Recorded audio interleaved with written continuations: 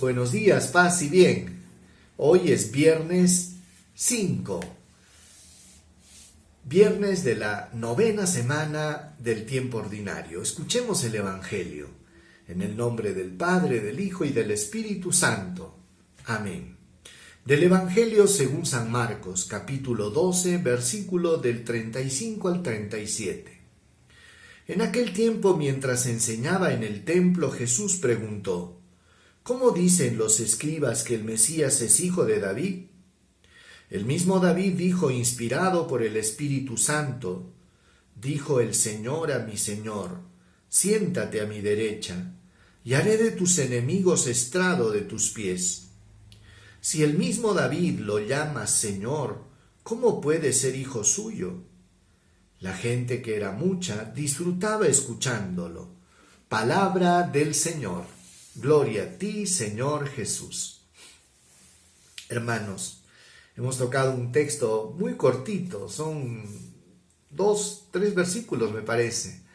Pero para entender este texto bíblico tenemos que remontarnos un poquito hacia atrás. ¿Qué había pasado antes?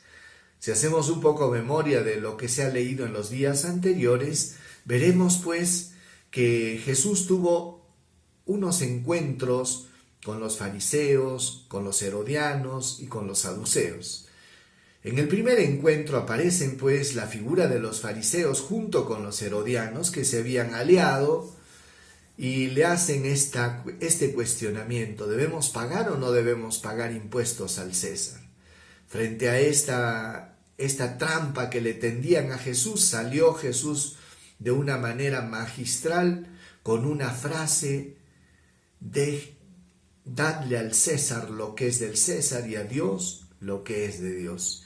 Esto los dejó callados a los fariseos y a los herodianos, que no supieron qué responder, y todos se quedaron admirados de la sabiduría de Jesús. No contentos con eso, aparecen otro grupo, los saduceos, que eran prácticamente medio ateos, medio que no creían en los espíritus, y le presentan a Jesús un caso hipotético de una mujer que se casó con 7 hermanos, un poco para poner en ridículo a Jesús y este tema de la resurrección de los muertos, ¿verdad? Ahí también Jesús dejó mal parados a los saduceos, diciéndoles que Dios es un Dios de vivos y no un Dios de muertos. Dice que los fariseos no se quedaron contentos, pues, porque los habían hecho quedar en ridículo y estaban planeando qué cosa, cómo atacar y cómo poder encontrar un pretexto para realmente acusarlo. Y es así, en este contexto, en que Jesús, predicando en el templo, comienza a hablar de este texto bíblico que acabamos de escuchar. Dicen los escribas, dice Jesús, dicen los escribas que el Mesías es hijo de David. Pero sin embargo, Jesús menciona el Salmo 110 en el versículo que dice: dice el Señor a mi Señor, siéntate a mi derecha. Fíjense lo que dice David. Y Jesús dice: y David, inspirado por el Espíritu Santo, dijo: dice el Señor a mi Señor. O sea, pareciera que está hablando Dios con alguien que está al mismo nivel. Dice el Señor a mi Señor, siéntate a mi derecha. Y este texto, pues, hermanos, siempre fue entendido como un pasaje mesiánico. Pero, sin embargo, la explicación de Jesús es la siguiente: que el Mesías no podía ser hijo de David. ¿Por qué? Porque no podía decirle David, si era su padre, mi Señor. Y entonces a los judíos se les abrieron los ojos y se dieron cuenta pues de que la explicación de Jesús tenía razón. Y es ahí que Jesús de alguna manera trata de explicar que el origen del Mesías no iba a ser de un origen humano, y un rey simplemente político, sino que el origen del Mesías tenía que ser de origen divino, ¿verdad?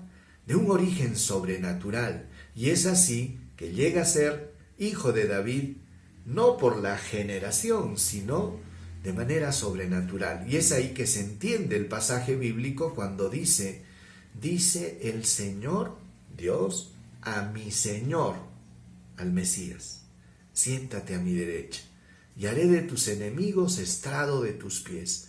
Entonces, pues, hermanos, esto también nos lleva a ver, hermano, la profundidad del conocimiento de las Escrituras que tenía Jesús.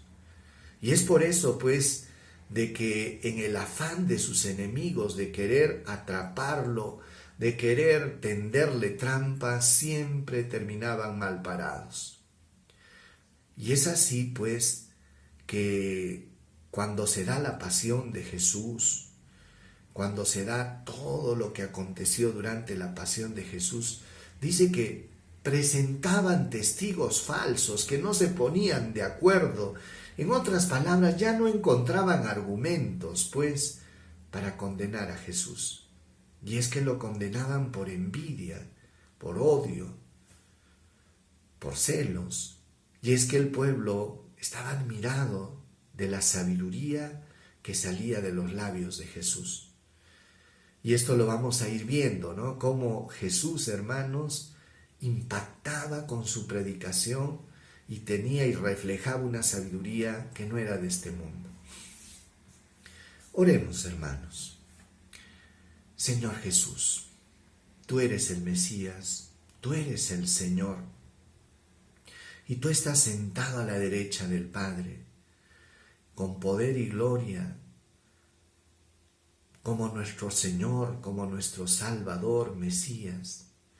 Señor, te pedimos que nos ayudes a entender las Escrituras y a comprender que tu origen es divino, Señor, que tú eres el Señor, el Rey, nuestro Dios, y que todo lo que tú nos has revelado, Señor, es la verdad más profunda y tiene la certeza, Señor Jesús, de que son palabras de vida eterna. Gracias, Señor. El Señor esté con ustedes y con tu espíritu. El Señor Todopoderoso derrame sus bendiciones sobre cada uno de ustedes. Los proteja con su gracia, con su paz. Bendiga a sus familias, los llene de salud y de la luz del Espíritu Santo. En el nombre del Padre, del Hijo y del Espíritu Santo. Paz y bien, y nos vemos el día de mañana.